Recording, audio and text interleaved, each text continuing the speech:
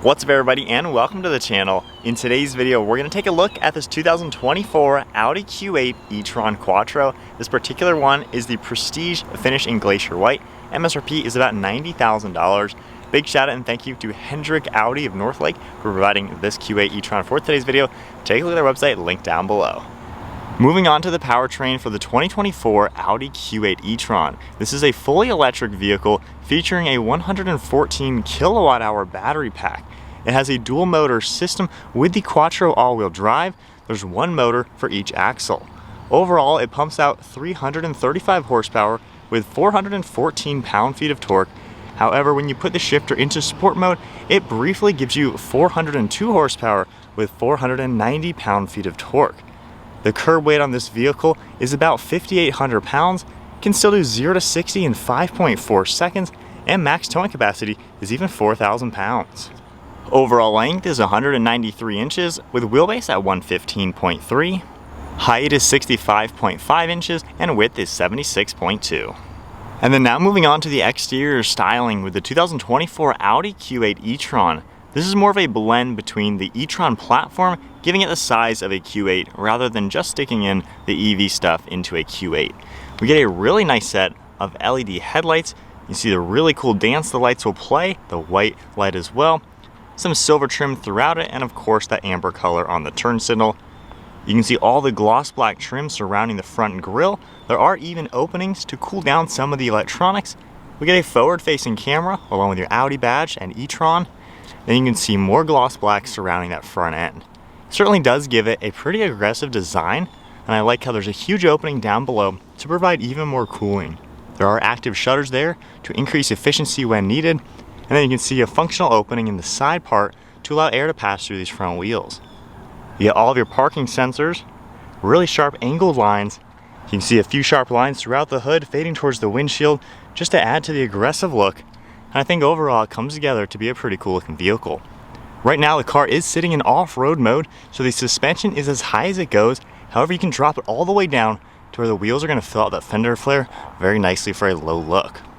You can see the 21-inch wheels finished in a cool two-tone design, and we get massive 6-piston brake calipers.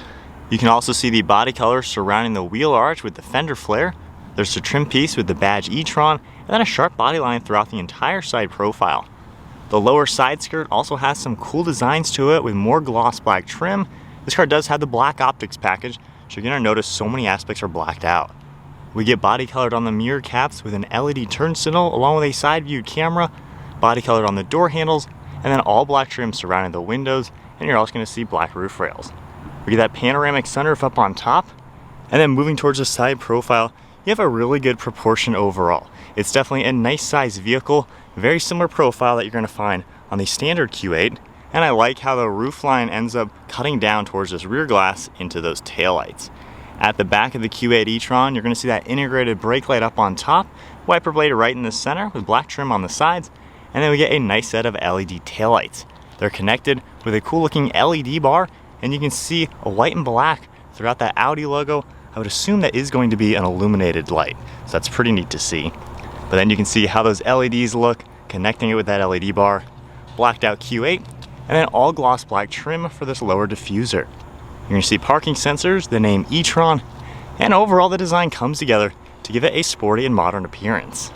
Moving to the key fob, we get lock, unlock, and the liftgate release, and then on the driver's side you're also going to see a button you can press to open up the charge door. We have the plug in there, and then you can easy enough just tap it again and it's going to automatically close.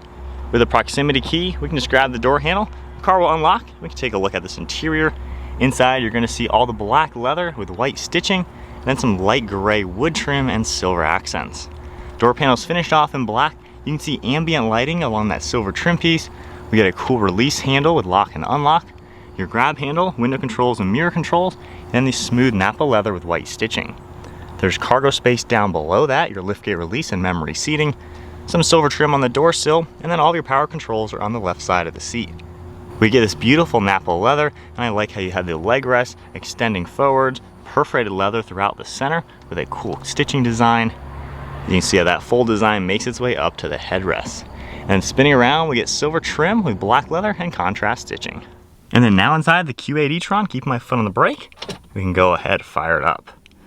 The electronics are going to turn on and get a very nice, pleasant display sound. And then taking a look at the gauge cluster, you can see the percentage over on this left side along with your gear, and then speedometer on the right and vitals in the center.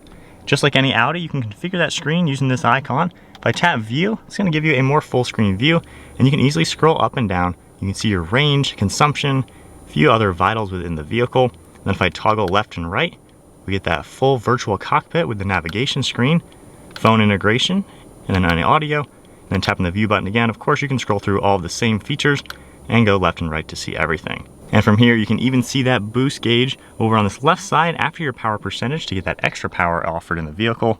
We have our Audi badge on the center, and then on the right side we get some Bluetooth and audio controls. We have shift paddles as well, which we'll test out once we test drive it. Then you can see the stalk on the right for windshield wipers, turn signals on the left, and cruise control stalk is down below that. We have the headlights over on this left side with some piano black and this cool gray trim. You also see a heads-up display system, cool leather and stitching along the dashboard, and I really like how we have e-tron right there and this nice gray wood design for the trim. You get air vents in the center, and then your dual screens for the infotainment and climate. So if I just exit out of all of this, on this home screen you can see all sorts of different things of information. In here, if we go to vehicle, we can configure quite a lot, like your drive select. You're going to see our suspension that's adjusting depending on which drive mode we're in. Of course, it'll lower if you're in comfort. You can see a few more things for seats you're able to adjust, like all of your movements. And then if you continue scrolling over, you have a few more settings. In the home screen, all the way on the left, you have a configurable section. We of course have media, different audio connections, and phone integration that will pop up on the left side, and then navigation down below with a full screen system. Now if I go ahead, push this forward into reverse, we get that backup camera and top-down view. Of course, we do get a 3D camera view as well. You can easily scroll this all around to see your view. And opening that up, we have all sorts of different icons as well. That'll give you shortcuts. We have all of your standard views as well. You can easily go through, and then a few more settings over on this far side. Then you can just tap this P button and we're back into park. Now underneath that, our climate control screen is down below here. You can see your temperature. You can easily adjust along with your fan speed, heated and ventilated seating. You have a few controls up on top as well. And then if you toggle this one right here, it will come up with your rears all up on the upper screen. Down below, you're also going to see the drive select that also gets you back to the screen we already saw. You can see all those different drive modes will pop up, and it will of course change in the center screen as well. Down below, we have traction control, the defrost, then controls here for different parking and safety. We have the volume scroller on the far right, nice armrest for that shifter, your different gears, and electronic parking brake. And then in the center, if we pull this back, you get your 2 cup holders and extra storage. We have a 12-volt wireless charging down below that as well, a few USB ports, some nice silver trim with lighting, stitching, and then an armrest. This armrest slides forwards and back, and of course lifts open to reveal just a little bit more extra space. Over on the far right side, our glove box opens up. As you'd expect, you have a huge bucket in here. And then one last look at the interior. Has a very similar design to the Q8, however it's a little bit more edgy with different layers to the interior, which is really nice to see. Beautiful seating, and then a light gray headliner with the sunshade for the panoramic roof, all of your dome lights up above, and a frameless mirror. Moving on to the rear seat space, if I grab the door handle and open it up, door panel's finished off just like we saw up front, with even the ambient lighting, the cool hexagonal shapes. We do have manual sunshades back here as well. And then you can take a look at these seats with the same smooth black leather. We have all the perforations in the center, really nice stitching. This can seat 3 people back here, and the center one, you can pull this down, and once it's down, you get your 2 cup holders that will pop out, and then just a little bit of storage. Now a really cool feature, you can see all of our climate control settings in the center. We have our fans up on top, your temperature, you even have your heated seats, all of your different zones you're able to adjust, fan speed as well, and then really nice just how it's all touch sensitive. We have plugs down below that, storage on the back side of these seats, and even air vents over on these sides. Alright, so sitting in the back seat of the Q8 e-tron. Now it's not quite the same as a Q8, doesn't have the exact same openness and movability of the seats. However, sitting back here, the seats don't recline. It's actually in a pretty good angle to where it's pretty darn comfortable. And there's still quite a lot of windows back here to make it feel pretty open. I'm 5'11", sitting back here with the driver's seat at my height. Still have plenty of knee room and foot room, and then headroom is pretty good as well. Armrests are all in a great place, so it seems like a pretty nice back seat for sure.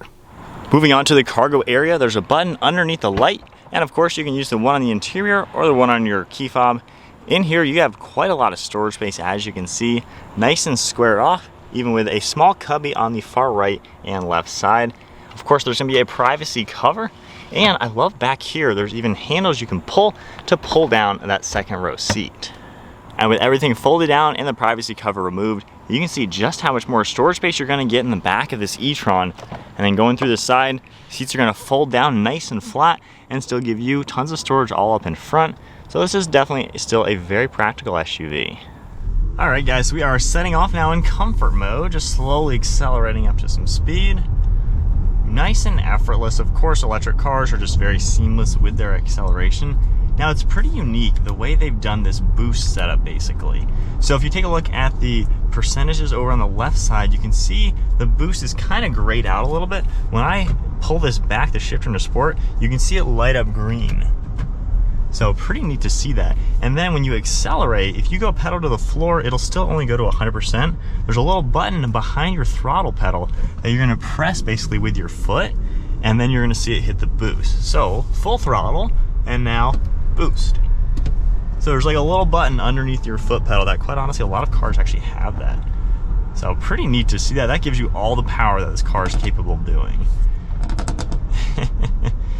And then of course we have cruise control and everything with the distance pacing. But normal driving, it's peppy. Even not hitting the boost, it actually feels pretty nice and gets up to speed.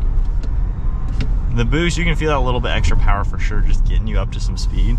But as far as some normal driving, if we're just gonna leave it in comfort mode, the suspension is really soft. Hitting the bumps and everything, I mean, it's nice and effortless. Really a good place to be, quite honestly. Visibility is pretty good as well. Over your left and right shoulders, nothing really all too crazy about looking around. It's actually really open. It's just a smooth, nice car to drive. Super insulated from the road around. You can just not hear anything. It's really, really comfortable and quiet. Hitting all these little bumps. It's just an effortless, really pleasant car to be in. Really good view out the front, of course, with all the mirrors. You can see behind you. It's just nice to be in. Now, if we toggle this up into dynamic mode, and then of course that automatically gives you the boost, which you can then turn on and off. This one, it tightens it up a little bit. It's not much, I would say. You know, suspension, I can probably feel the bumps just a little bit more. Acceleration is definitely quicker, and that wasn't even hitting the boost. You can tell all that power can come to life pretty nicely. We slow down a little bit and hit the boost. Yeah, it's pretty darn peppy. It's not like blow your socks off crazy fast like some EVs are. However, I mean, you can get the SQ8 e-tron as well. So if you want to get even more power, which that one has a lot more than this, that's a great way to go. But even this one, just with the drive modes, it's really nice how they've given you, honestly, several different vehicles all in one, from using boost, dynamic, kind of a mix of what you want. It's really nice to see.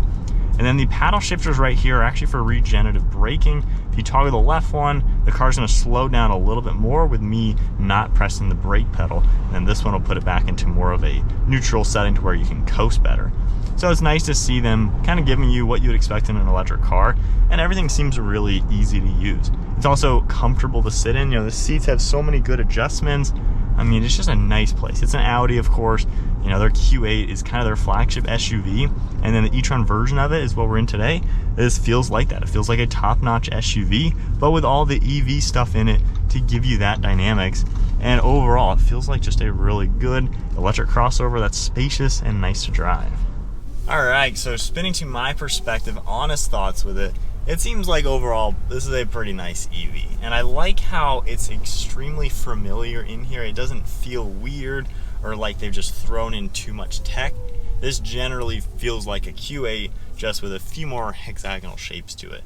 So it's not all weird to get used to. It just a nice normal car, quite honestly. The drivetrain, just the way it feels pretty darn normal. So I like that about that. I don't like the weird electric cars. I like ones that feel normal, just with an electronic powertrain.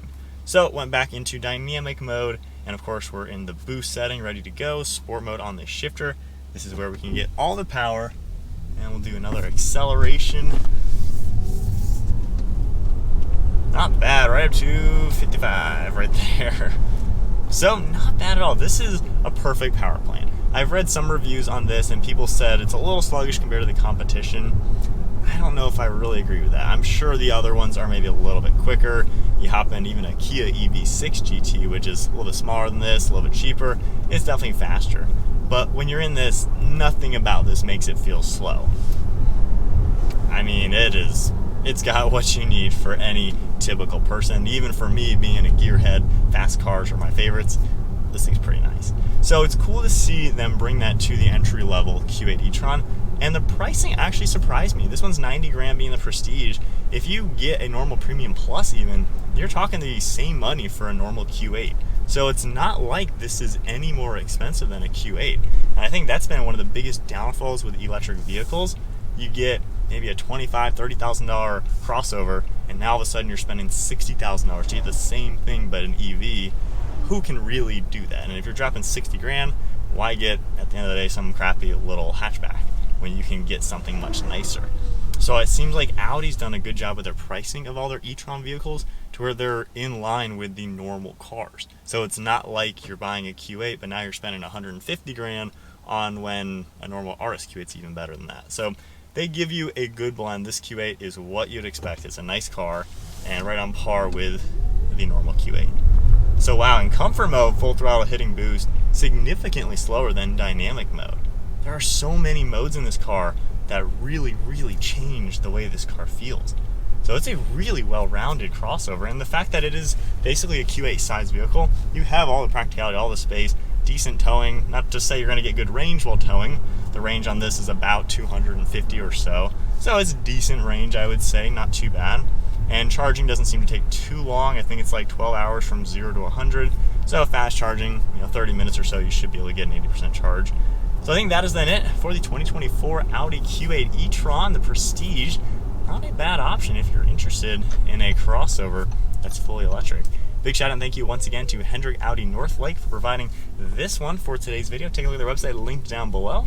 And if you enjoyed the video, give it a thumbs up, hit that subscribe button, stay tuned for plenty more content, and I'll see you all in the next video.